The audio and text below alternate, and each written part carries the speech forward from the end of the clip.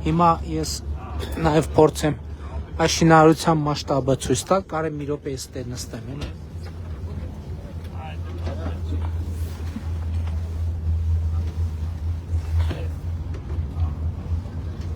Այն նայեք ինչ շինարարություն է, ինչ մասշտաբի շինարարություն է գնում։ Նայեք, այս լրիվ կամուրջներ են։ Պարոն Խուդացյան, քանի կամուրջեր լինելու։ 15 կամուրջ, պարոն։ Նայեք, այս բոլորը կամուրջներ են։ Նորմալ է քշի, նորմալ քշի։ Այս ճանապարհը սենց 5, 6, 7 մետր բարձրանում է, տեղ ավելի շատ։ Այստեղ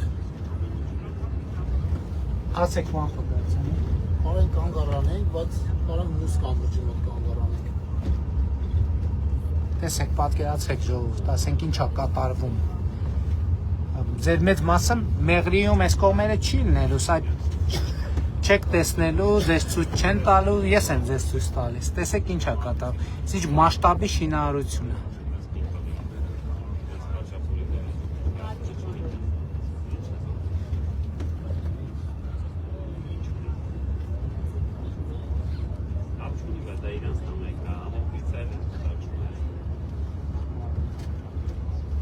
Ինքը որ կան ասում ենք հյուսիս-հարավ, հիմա հյուսիս-հարավը դառնում է շատ կոնկրետ իրականություն։ Տեսեք, ամբողջը այսինքն ճանապաստացի, նայեք, հաստացի Մեղրի ճանապարհը, հաստացի էսա, տեսեք, ամբողջը շինհրապարակ է դարձել, նայեք ինչ է կատարում։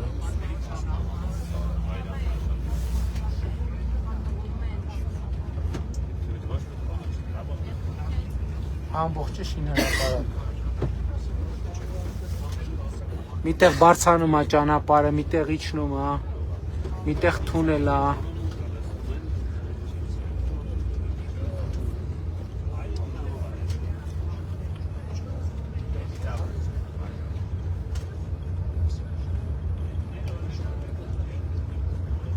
Տեսեք։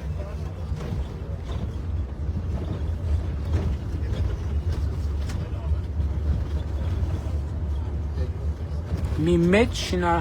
այսինքն փաստացի Մեղրի ճանապարհը, հեսա Մեղրից 11 կիլոմետր հեռավորության վրա ենք այս պահին։ Այսպես։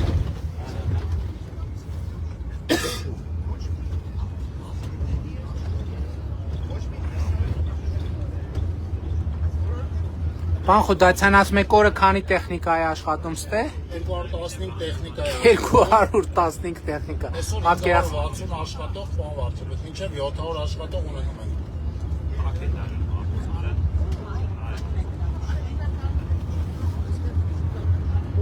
Նայեք։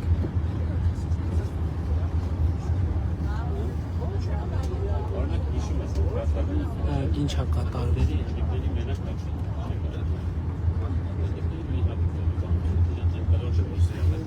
Սենց մասշտաբի շինարարություն Հայաստանում չի եղել երբեք։ Պարզապես չի եղել։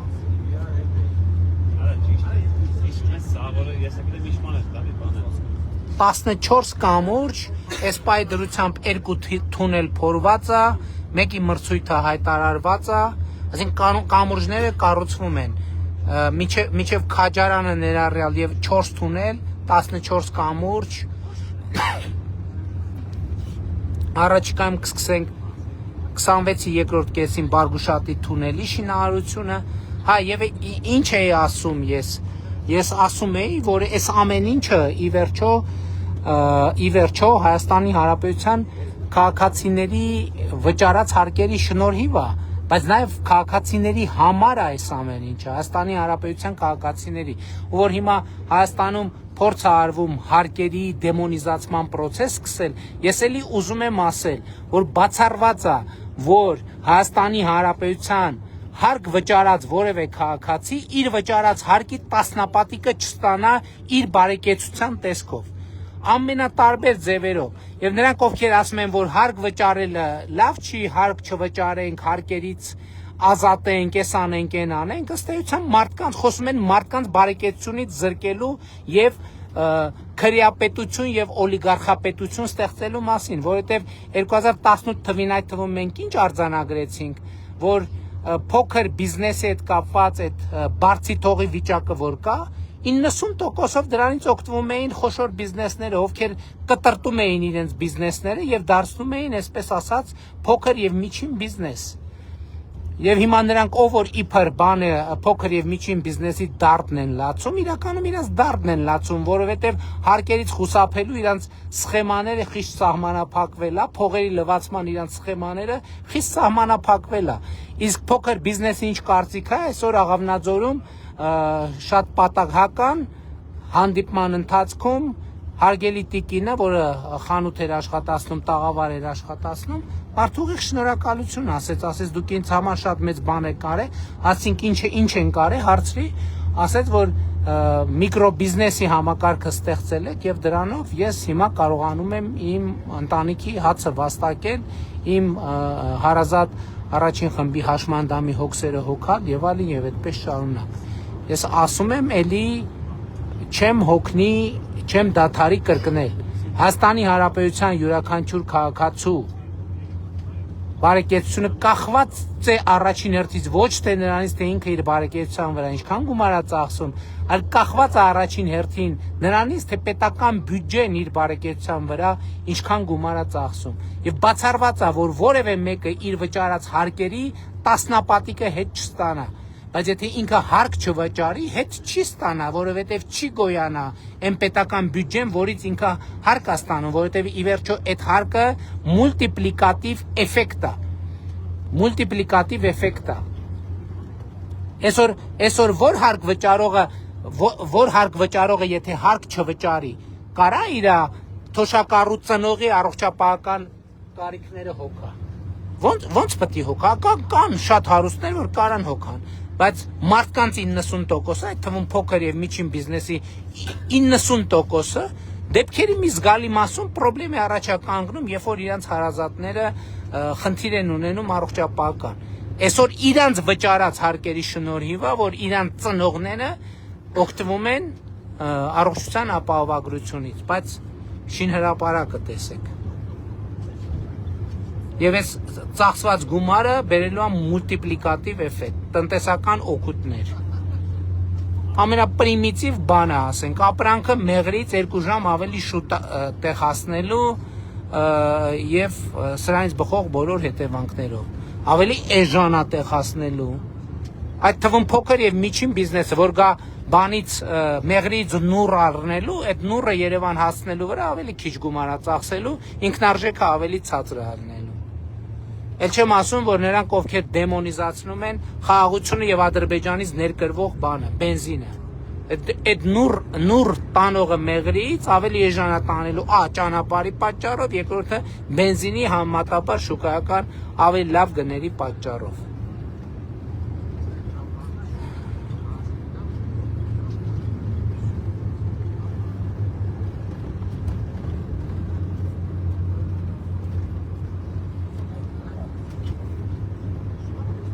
Քանի րոպե շինհրապարակը։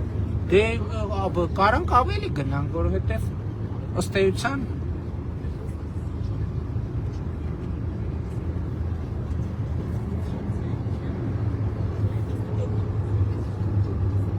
տեսեք ամբողջը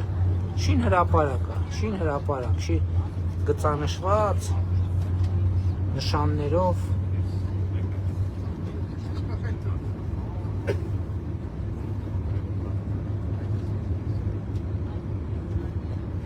Այսօր շինարարական բազաներն են, որտեղից շինարարությունը կազմակերպվում է։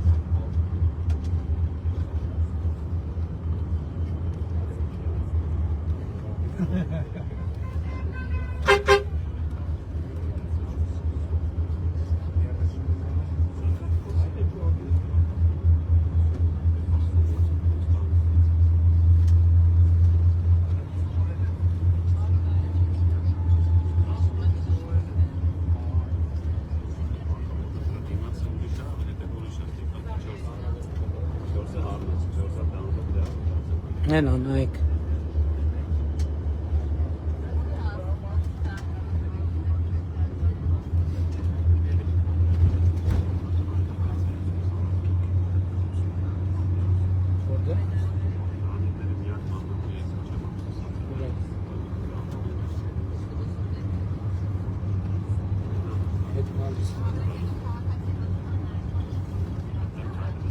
Հենա նայեք։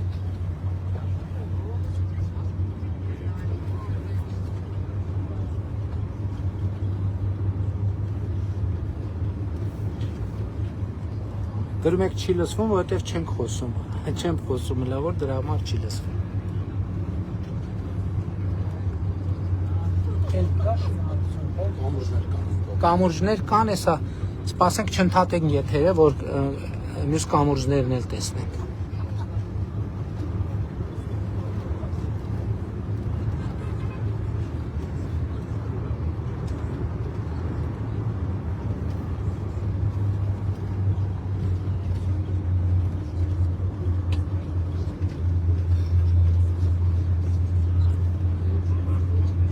Դե այս ճանապարհներն է, պարոն Խուդայցյան, պետքա սպասարկենք միջև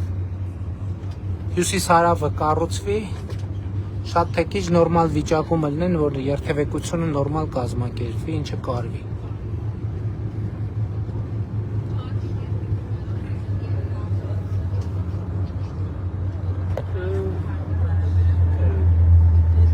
այդ մարդը պրոգրամները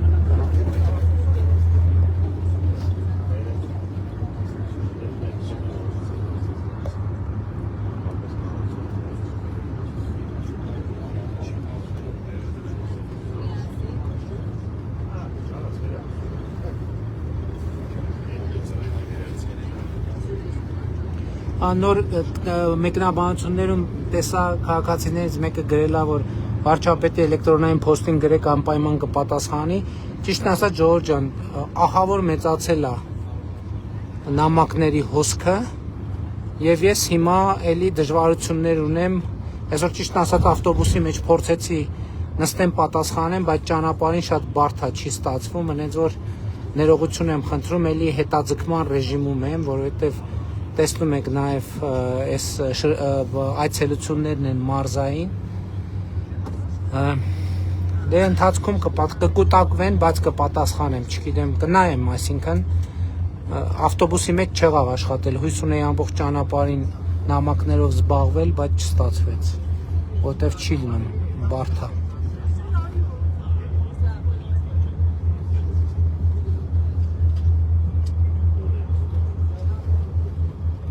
Դա sense լավ է, իրար հետ ճանապարհ ենք գնում։